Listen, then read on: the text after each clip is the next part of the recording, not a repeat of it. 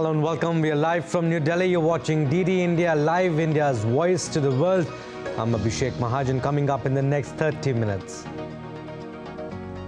US says Israel, Washington not behind Iran blast. UN chief strongly condemns attack on Soleimani ceremony in Iran. Iran vows to track down attackers.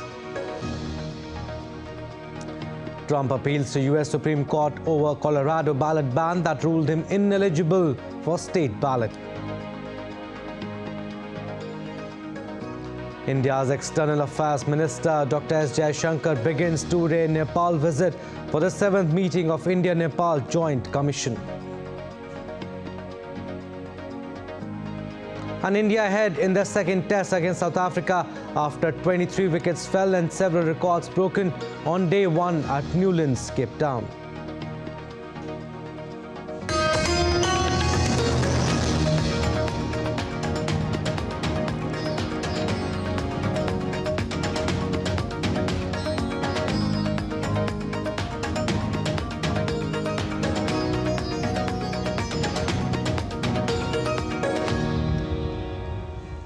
News in detail now. After the twin attack on the 4th death anniversary of Iranian General Qasem Soleimani shook Iran on Wednesday, Iran's Supreme Leader Ayatollah Khamenei vowed revenge for twin bombings.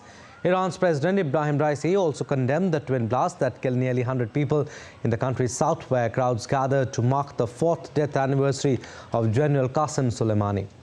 Raisi said the perpetrators of this inhumane crime will soon be identified and punished for their heinous act by the capable security and law enforcement forces. Don't doubt it. You will pay the price for this crime. These crimes that you have committed, you will deeply regret. Meanwhile, White House National Security spokesman John Kirby said on Wednesday that the U.S. has seen no indication that Israel was behind Iran's twin explosions. Certainly, our hearts go out to all the innocent victims and their family members who are obviously, their lives are going to be forever changed by this. But we don't have any more detail in terms of how it happened or who might be responsible for it. We have no indication at this time at all that Israel was involved in any way whatsoever. United Nations Secretary General Antonio Guterres has strongly condemned the Iran bombing. The UN chief called for those responsible be held accountable. The Secretary General strongly condemns the attack today on a memorial ceremony in Kerman City in the Islamic Republic of Iran, which reportedly killed more than 100 people and injured many more. The Secretary General calls for those responsible to be held accountable. And the Secretary General expresses his deep condolences to the bereaved families and the people and the government of the Islamic Republic of Iran, and he wishes the injured a speedy recovery. India expressed solidarity in the recent bombings that took place in the Kerman city of Iran. In a tweet, Ministry of External Affairs said, "We are shocked and saddened on the terrible bombings in the Kerman city of Iran. At this difficult time, we express our solidarity with the government and people of Iran. Our thoughts and prayers are with the families of the victims and with the wounded." Members of the UN Security Council on Wednesday called on Yemen's Houthis to halt their attacks on shipping in the Red Sea and Gulf of Aden, saying they threaten regional stability, global freedom of navigation and food supplies. Addressing the Council's first meeting of 2024, Chris Lu, a U.S. representative to the United Nations, said that the United States believes the situation has reached an inflection point. Today, in light of both the broad support for Council action and continued Houthi attacks, the United States believes that we are at an inflection point. These attacks pose grave implications for maritime security, international shipping, and commerce, and they undermine the fragile humanitarian situation in Yemen, damaging the ability of the international community to deliver assistance to more than 21 million people in need. It is vital that the Council speak, and speak now. And 30 nations led by the United States are jointly warning Houthi rebels of unspecified consequences unless they halt attacks on Red Sea shipping vessels.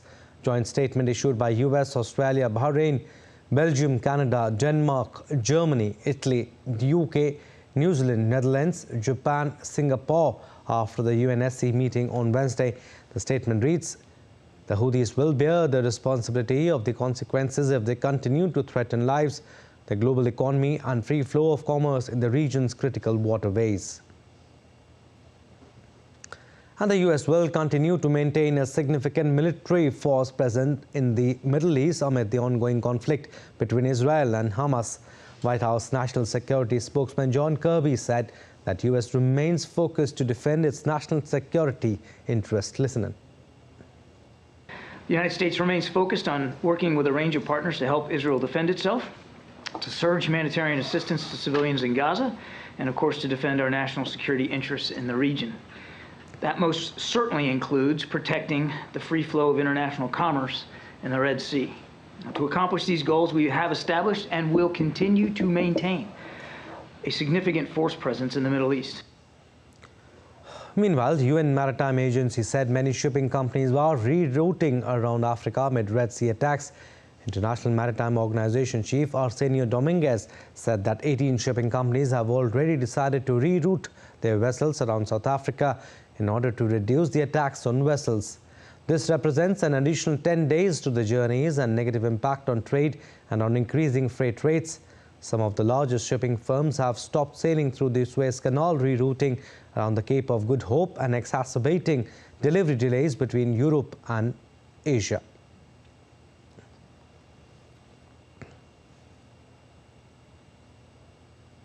And a death toll from a powerful earthquake in Japan that triggered tsunami warnings rose to 73 on Thursday. The death toll is expected to climb as rescuers battle aftershocks and poor weather to comb through rubble. Search for survivors under collapsed buildings is underway. More than 33,000 people have evacuated their homes and about 100,000 houses have no water supply. The full extent of damage and casualties remain unclear 3 days after the quake. Japan's government has opened a sea route to deliver aid, and some larger trucks were now able to reach some of the more remote areas. Japanese Prime Minister Fumio Kishida announced plans to multiply the number of military and rescue personnel providing relief. The situation in the affected area is very challenging, but from the perspective of saving lives, we are making all efforts to rescue and to provide life-saving aid to as many people as possible before the crucial 72-hour period following the disaster lapses this evening. The Japan Coast Guard plane that collided with a Japan Airlines jetliner at Tokyo's Haneda Airport did not have permission to enter the runway, according to flight control communications released by Japan's Transport Ministry. Japanese authorities said the Japan Airlines flight was given permission to use the runway, while no clear takeoff approval was given to the Coast Guard plane based on control tower transcripts. All 379 people aboard the Japan Airlines plane were able to evacuate safely. 5 of 6 crew on the smaller aircraft were killed in the crash. Meanwhile, thousands of passengers were stranded at Tokyo's Haneda Airport on Wednesday following the deadly plane collision. Now, Japan Airlines has estimated that the collision of its flight with the Japan Coast Guard aircraft would result in an operating loss of about $104.81 million. The loss will be covered by the insurance, the company said. The company is currently assessing the impact of the loss of the aircraft on the consolidated financial performance forecast ending March 2024. Japan Airlines also said it will disclose any necessary information immediately as they arise. The Tokyo Stock Exchange held a muted opening ceremony on Thursday after Japan's start to 2024 included a major earthquake and a deadly plane collision. A minute of silence observed before markets opened for the new year. Meanwhile, the Japanese government and Bank of Japan have requested support to provide financial services in areas affected by January 1st earthquake.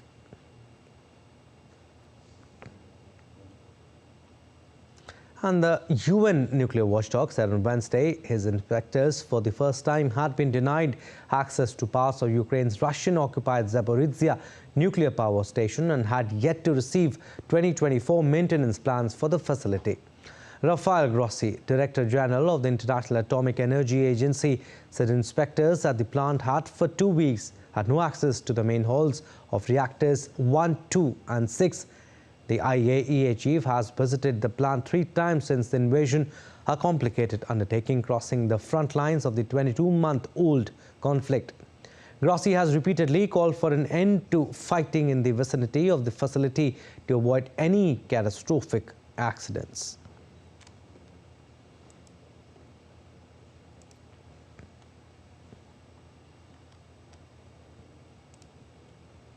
Now, former U.S. President Donald Trump has asked the Supreme Court to reverse the Colorado Supreme Court's decision to take him off the state's primary ballot. The state high court had already put its decision on hold until January 4th, stating that Trump would remain on the ballot if he appealed. Donald Trump is contesting the Colorado Supreme Court's decision to bar him from the state's primary ballot. He has also appealed to a Maine state court after he was barred from its ballot. The Colorado court concluded that Trump's role in instigating violence on January 6th constituted engaging in insurrection.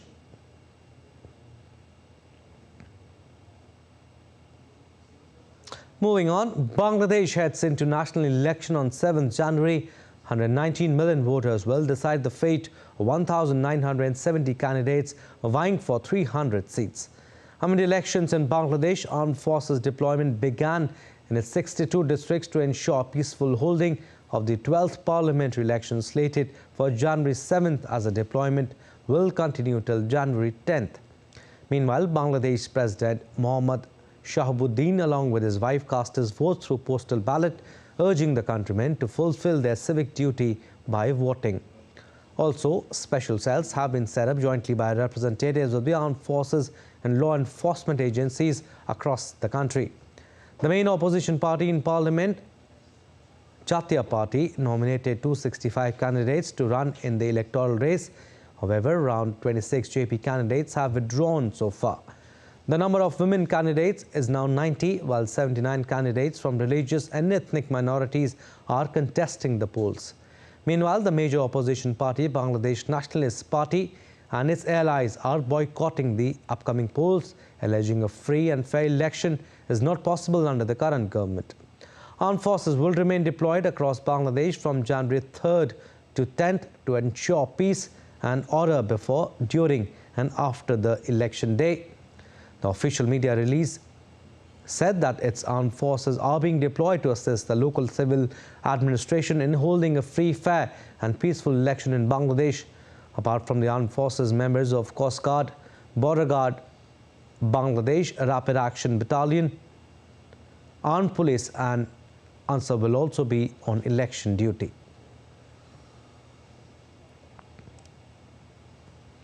Argentina's President Javier Milei suffered first judicial setback on Wednesday after the country's National Labor Appeals Court suspended a key portion of his emergency decree aimed at overhauling South America's second biggest economy. The ruling temporarily blocked enforcement of the labor regulations in Milei's decree, which includes more than 300 measures aimed at deregulating Argentina's economy. Labor elements of the decree include the repeal and modification of laws related to employment contracts, terms for dismissal, severance payments, and more. The General Labour Confederation Union has staunchly opposed those measures, planning a nationwide strike set to kick off at the end of the month. The Milei administration said in a statement it plans to appeal this suspension. The decree can be repealed in the Congress if a motion to do so passes the lower house and the Senate. Milei's party does not hold a majority in either house, and the Congress is currently in a special session called by Milei through the end of the month in an attempt to pass a sweeping omnibus bill, which critics have dubbed unconstitutional. Now let's take a look at other stories from across the world. South Korean opposition leader Lee Jae-myung is now out of intensive care and has been recovering from a surgery to repair a major vein that was sliced in a knife attack 2 days ago. Lee was attacked in Busan City by a man who was disguised as a supporter at an outdoor public event. The assailant was quickly subdued and taken into police custody. The world's largest cruise ship docked in Puerto Rico ahead of its inaugural journey from Miami. Called Icon of the Seas, the ship is undergoing final inspections to ensure everything is ready for its debut journey.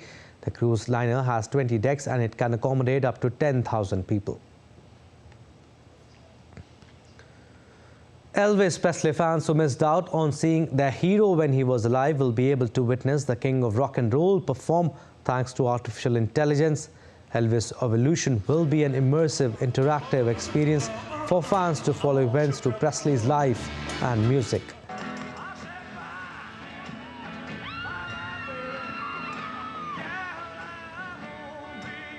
A renowned American filmmaker Martin Scorsese's film Killer of the Flower Moon earned the top prize of Best Film at the New York Film Critics Circle Awards. In a career spanning decades, Scorsese has directed several acclaimed movies, including Taxi Driver and Goodfellas. All right, we'll slip into a very short break, but still to come on this edition of DD India Live. World Braille Day today celebrates accessibility for the visually impaired, fostering inclusion, education and empowerment through the tactile brilliance of Braille. Our special story after the break. India's Surya Kumar Yadav and Yashasvi Jaiswal in contention for the International Cricket Council Awards.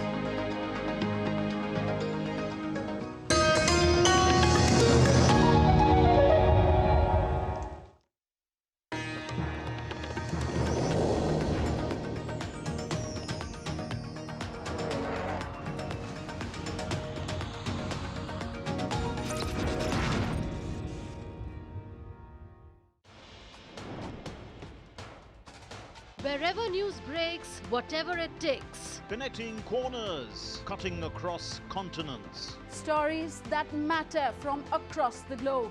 Accurate, authentic journalism that serves you right. From politics to glamour, from sports to world affairs, with a fusion of aesthetics and substance. Introducing news in a new avatar. Experience the world through a new lens. Stay tuned to DD India for an exciting journey beyond borders.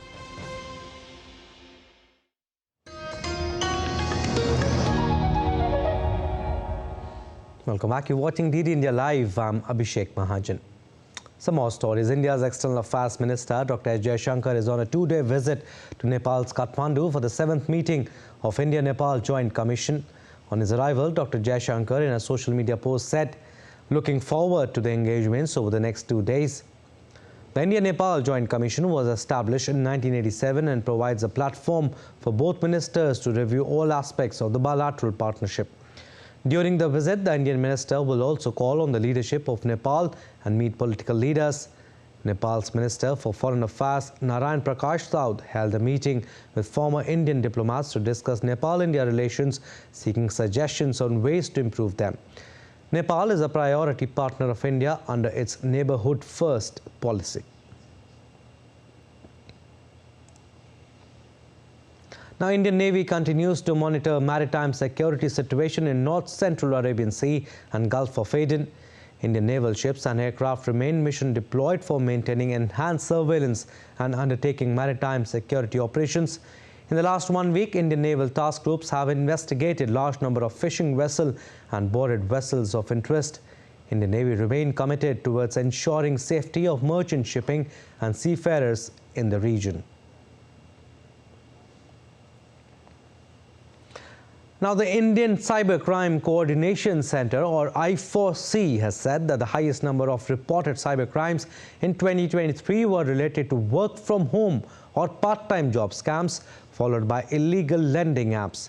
I4C CEO Rajesh Kumar said that illegal lending apps are the second most commonly used tool by scammers, often operating from countries like China, Cambodia and Myanmar. 5,000 was the total number of complaints that are coming.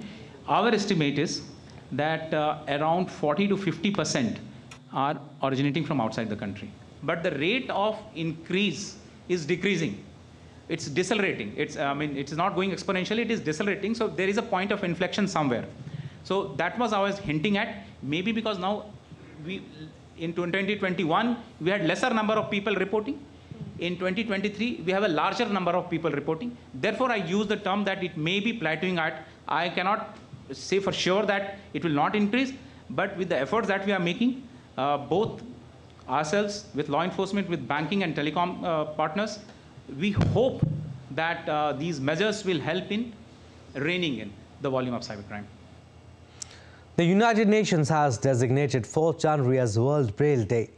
Braille is essential in the context of education, freedom of expression and opinion, as well as social inclusion. This day also marks the birth anniversary of inventor of Braille, French educator Louis Braille. DD India's Kriti Vadhera reports. It is World Braille Day and we are joined by Dr. Bharati from CIT NCRT, and disability inclusion has been her forte. She has spent entire her journey in enabling teachers, educators for inclusive classrooms. Dr. Bharati, we welcome you on World Braille Day. And in India, according to the reports from National Program of Control of Blindness, it is said that 12 billion people are having this impairment of visual impairment, and 29% of the people can only make up to this education system. As an educator, professor by yourself, how do you see that this involvement of visually impaired children or people in classrooms can be enhanced? While teaching mathematics, if we are doing some worksheet or some activity in the classroom, say for example, in mathematics we often teach children about the shapes, different shapes. So for this, what you have to do here, see, this is a worksheet where the children are expected to match the shapes. Now each shape is made tactile by again adding a favicol. So that is why I say involving children with blindness or visual impairment in the classrooms is so simple as compared to the other disability conditions. It is seen that the literacy rate when it comes to Braille in education system is just 1%. So what are the measures with which we can actually uplift this literacy rate in terms of Braille literacy? Yeah, see, you and I being sighted, we learn through print. But for children with blindness and visual impairment, their written mode of expression is through Braille, or which is also known as tactile script, because you touch it and you feel it and you read it through your fingertips. So for that, we need to spread awareness about Braille among the teachers, among the parents, among the siblings and the peers also, and of course children with blindness and visual impairment. Although it seems a difficult task to educate children with visual impairment, but with such techniques and methodologies and with the right approach of Braille practices in classrooms, teaching and learning can be made easier. With camera person Shiv Suman, I'm Kriti Vadhera reporting from New Delhi for DD India. Sports updates now. We'll start with cricket. India is ahead in the second test against South Africa after 23 wickets and several records fell on day 1 at Newlands, Cape Town. South Africa was 62 for 3 in their second innings, trailing the tourists by 36 runs. Aiden Markram remains unbeaten on 36 and David Bedingham is on 7. They will hope to bat on and set India a challenging target on the second day. India's Surya Kumar Yadav and Yashasvi Jaiswal have been nominated for International Cricket Council Awards for their performances in 2023. Surya Kumar is among the 4 nominees for the ICC Men's T20 Cricketer of the Year. The other 3 nominees are Sikandar Raza of Zimbabwe, Alpesh Ramjani of Uganda and Mark Chapman of New Zealand. Yadav dominated in the shortest format with 733 runs from 17 innings at an average of 48.86 and strike rate of 155.95. The 33-year-old has also scored the second fastest, 100 for India against Sri Lanka. Jaiswal has been nominated for ICC Emerging Men's Cricketer of the Year. Apart from Jaiswal, New Zealand star batter Rachin Ravindra, South Africa's pace sensation Gerald Coetza and Sri Lanka pacer Dilshan Madhushanka are the contenders to win the award.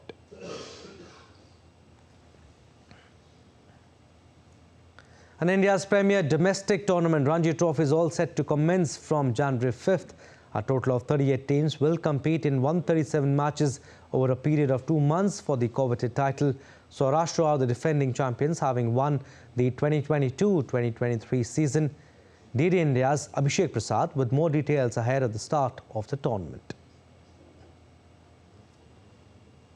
India's premier domestic first-class cricket competition, the Ranji Trophy, is all set to begin on the 5th of this month. The much important series, which is played by various state and regional teams, is one of the most sought-after tournaments to show one's skills and prepare for international tournaments. Speaking on the preparations, Ranji cricket player Divij Mehra says that he is optimistic on delivering a great show for Delhi in the opening domestic tournament of the year. This year is going to be a big season for me right now because I proved myself last year, but now I have to continue that for the team and make the team win single-handedly and try to do as well as I can for the team. Because I also know there are a few emerging tournaments coming and my name was in the Dilip Trophy standby last year. So I will try to do whatever I can to improve that and increase that so that I can help the team win and it can benefit me as well. This year, the tournament will begin in the month of January and will witness the participation of as many as 38 teams who will play a total number of 137 matches. 28 states of India along with 4 union territories will watch it out for the coveted title. In addition to this, 4 regional teams also participate in the coveted tournament along with 2 pan-Indian teams, Railways representing Indian Railways and Services representing the Indian Armed Forces. The teams are divided into 2 categories, Elite and Plate.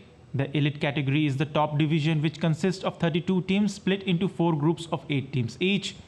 On the other hand, Plate group, which is the bottom division, will have 6 teams. Each team in the Elite category will play the other 7 teams in their group once. The top 2 teams from each Elite group will advance to the quarterfinals. The Plate division will also see each team play the other 5 sides once. The top 4 teams out of 6 will advance to the Plate group knockouts. According to the Ranji Trophy format, the 2 finalists from the Plate group will be promoted to the Elite group for the next season. The 2 bottom place teams from the Elite groups will be relegated to Plate group based on points, bonus points, wins and quotient. The league stage will end on February 19 and the knockout rounds will begin from February 23, with the tournament concluding on March 14. Saurashtra are the defending champions, whereas Mumbai are the most successful team in the history of the championship with 41 titles. Named after one of India's first test cricketers, Ranjit Singh, the Ranji Trophy is the premier domestic first-class cricket championship played in India and is organized by BCCI annually. Numerous top state-level cricketers with an aim to make it to the national team play in this tournament. The Ranji Trophy season 2023-24 starts from January 5. With cameraman Shubham, this is Abhishek Prasad from Arun Jaitley Stadium in New Delhi, DD India. And that's all for this edition of DD India Live, but do let us know your thoughts on the news of the day. You can connect with us on Facebook, X, formerly Twitter and Instagram.